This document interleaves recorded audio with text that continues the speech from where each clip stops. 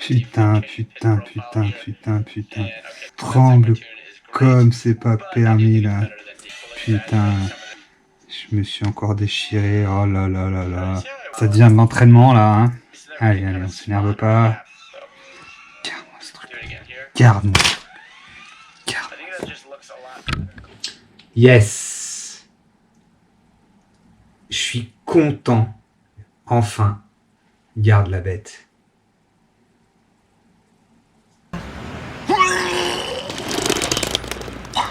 Je suis trop content.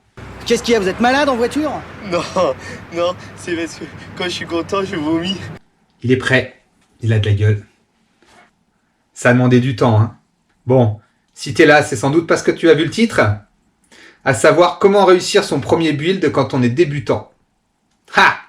Moi, je suis débutant comme toi, on se tutoie, hein. Alors, je t'explique comment j'ai réussi. Sérieux?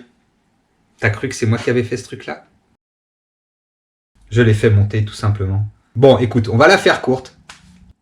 Dans le milieu, j'ai l'impression que quand même, les gens ils disent « Ouais, il faut que tu montes ton truc au début, il faut mettre les mains dedans parce que de toute façon, ça va casser, tu vas connaître ta machine. » Ça va peut-être faire couler de l'encre, eh ben, il y aura des commentaires là-dessous, n'hésitez pas, hein. C'est un peu le but du jeu aussi, faire parler. Est-ce que tu dois obligatoirement construire ta maison afin d'y vivre? Est-ce que tu dois construire ta voiture pour pouvoir la conduire? Est-ce que tu as dû shaper ton surf pour aller faire du surf, si c'est le cas, ou faire des skis si tu fais du ski? Il y en a qui le font, évidemment. Je leur tire mon chapeau. 2 écoles. Tu le fais monter, ou tu achètes un BNF, ou alors tu le montes. Ça coûte plus cher, quoi qu'encore là, je suis pas certain quand tu rajoutes le prix du matériel pour bricoler. Là, je te parle pas de l'imprimante 3D, parce que là, tu vas être obligé quand même de te faire imprimer les pièces. Surtout si tu débutes, t'as pas tout ça, hein. Quand tu te le fais monter, c'est que tu connais pas ta machine. Autre point négatif, tu connais rien du tout. Tu penses que tu arrives, tu branches une lipo et puis ça décolle, mais en fait non. Ce qui en découle, c'est que tu te rajoutes à la liste des cons qui connaissent rien et qui posent des questions sans chercher la réponse par eux-mêmes un minimum. Et enfin, tu te rajoutes à la liste des gens pas forcément intelligents qui vont faire des bêtises une fois d'or avec le quad et qui vont faire qu'après les lois vont se durcir parce qu'il y en a qui font n'importe quoi. Il y a peut-être d'autres points négatifs, n'hésitez pas à en rajouter, hein, si j'en oublie certainement d'ailleurs. Maintenant, on va parler des points positifs. Eh ben écoute, les points positifs, peut-être l'argent, comme je disais. J'ai du mal à évaluer, j'ai pas fait vraiment les comptes, mais à mon avis, au niveau argent, tu y perds pas forcément. Évidemment, si tu achètes un BNF, il arrive, il est tout prêt. Si tu le fais monter, et il va falloir rajouter la main d'œuvre. Sachant que si tu rajoutes la main d'œuvre et que tu te le fais monter, tu vas avoir une machine qui tourne. Tu la bindes avec ta radio et c'est parti mon kiki. Tu n'auras pas de soucis de plantage ou évidemment de crash parce qu'il y a un truc qui allait pas. Et ça, c'est génial.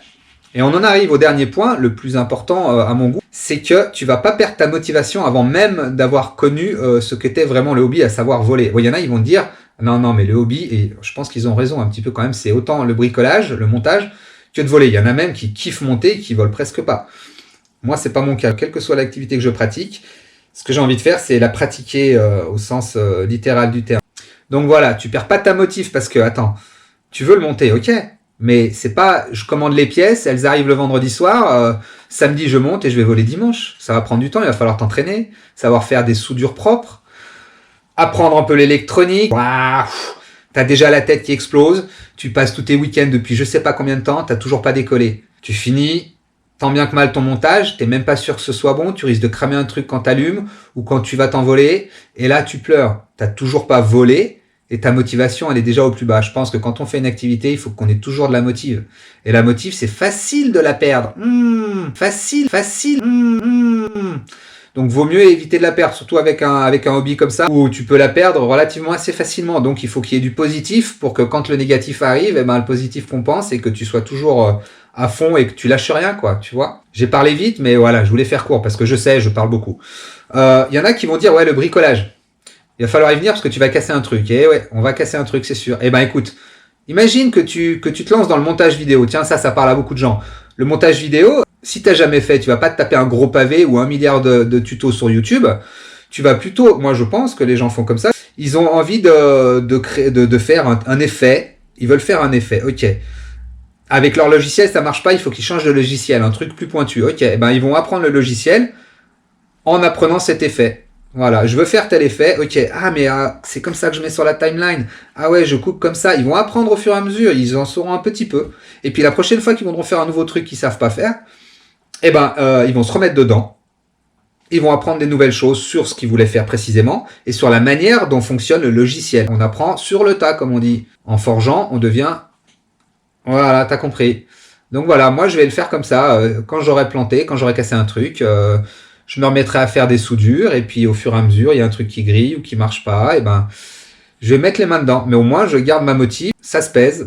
Tu n'as plus qu'à choisir ton camp. Et si tu es un ancien qui me regarde et que ça fait marrer, tes commentaires seront grandement appréciés. Bon, et j'en termine en disant un grand merci à Dom Vilk, Domsmod sur Facebook, et Whistle FPV aussi. C'est 2 personnes qui connaissent leur métier et qui se feront un plaisir de monter vos machines. Les liens, ils sont là-dessous. N'hésitez pas à laisser vos commentaires si vous êtes plutôt de mon avis ou pas. Je terminerai en disant que le build, c'est une chose, c'est la première. Mais après, il va falloir configurer la radio. Et après, il va falloir sortir voler. Et donc, il y a encore plein de chapitres à écrire. C'est une des raisons pour lesquelles nous allons nous revoir bientôt, je pense. D'ici là, bon fly, bon montage, bonne galère. Et on se dit à tout bientôt. Allez, ciao!